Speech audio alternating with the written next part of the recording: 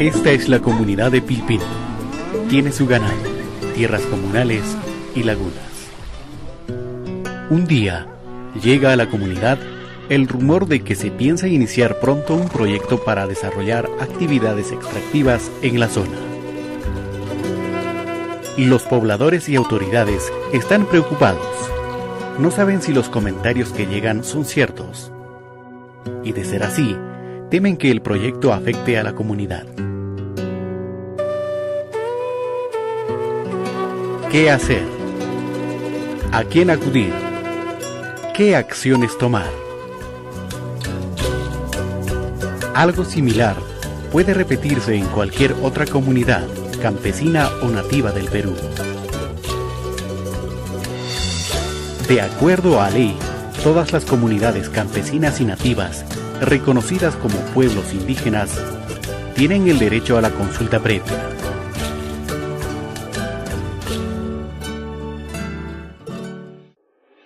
Pero ¿y qué es la consulta previa? La consulta previa es el derecho de los pueblos indígenas a ser consultados por el Estado antes de decidir la realización de cualquier proyecto en sus territorios que pueda afectar directamente sus intereses o derechos colectivos. ¿Y cómo se sabe cuando un pueblo es indígena? Un pueblo indígena es aquel que procede de las poblaciones originarias que habitaban nuestro territorio antes de la conquista. Además, conserva todas o parte de sus instituciones sociales, económicas, culturales y políticas.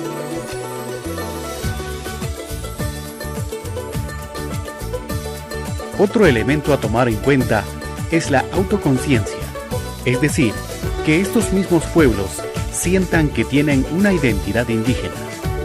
La falta de identificación de algunos de los miembros de la comunidad con respecto a sus usos y costumbres no puede ser utilizada por el Estado como argumento para negar la condición de pueblo indígena, ya que este criterio se aplica a los pueblos como colectividades y no como individuos. ¿Y las comunidades campesinas y nativas son pueblos indígenas? Si las comunidades campesinas reúnen determinados requisitos, es decir que tienen conexión territorial, tienen descendencia histórica, mantienen toda o parte de sus costumbres y tradiciones, serán considerados pueblos indígenas. También lo son las comunidades nativas. ¿Cómo se eligen a los representantes de las comunidades? Lo primero que hay que decir es que la consulta previa no se realiza a cada individuo de la comunidad, sino a todo el grupo, es decir, es un derecho colectivo. La comunidad, a ser consultada, debe elegir a sus representantes conforme a sus tradiciones y costumbres. Si los pueblos son los consultados, ¿quién debe realizar la consulta? La consulta previa no la realiza ni la empresa privada, ni la población, ni terceros. Esta responsabilidad recae únicamente en el Estado.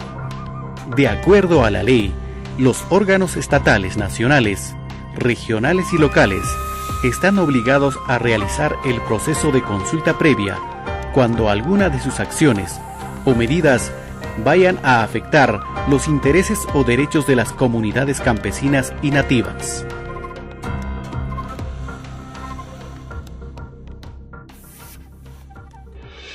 ¿Qué se consulta? Pongamos un ejemplo. En Pilpinto se va a entregar a un particular la explotación de un lote minero ubicado en los territorios de la comunidad campesina, dedicados tradicionalmente al pastoreo. Aquí hay una afectación directa a los derechos colectivos de la comunidad. ¿Y cuándo se hace la consulta previa? El Estado está en la obligación de realizar la consulta previa antes de decidir cualquier medida administrativa o legislativa que afecte los derechos colectivos de la comunidad.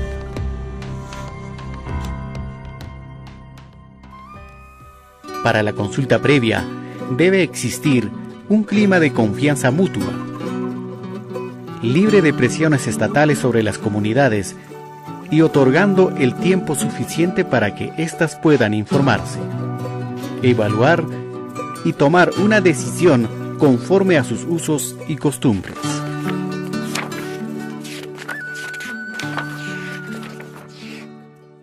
El proceso de consulta previa tiene las siguientes etapas.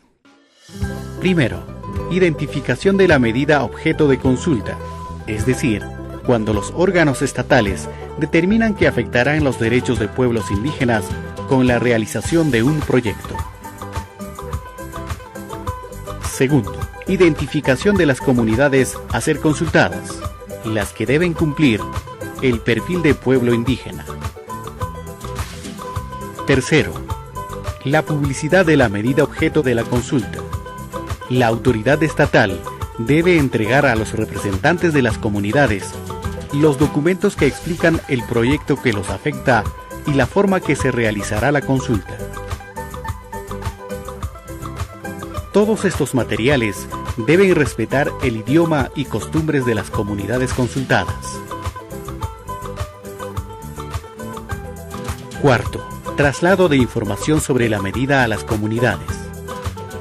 Aquí se entrega toda la información relativa a los motivos que justificarán el proyecto y sobre todo sus impactos y consecuencias. Quinto, evaluación interna de la medida. Los representantes de las comunidades consultadas tienen un plazo máximo de 30 días para estudiar los alcances e impacto del proyecto en cuestión. Las comunidades tienen el derecho de contar con asesores técnicos especializados. Sexto, el diálogo. Aquí, el Estado y las comunidades discuten los diferentes aspectos del proyecto en consulta. Es en este momento donde el Estado debe hacer su máximo esfuerzo por alcanzar un acuerdo. El plazo máximo para el desarrollo de estas etapas es de 120 días calendarios, luego del cual el Estado tomará una decisión, respetando obligatoriamente los acuerdos alcanzados con las comunidades, sean estos parciales o totales. ¿Y qué pasa si no llegamos a un acuerdo? El Estado es el que toma la decisión final. ¿Y para qué se hace entonces el proceso de consulta previa, si es el Estado el que define? El Estado no puede tomar una decisión arbitraria. Esta debe ser debidamente motivada y tomando en cuenta las preocupaciones que planteen las comunidades.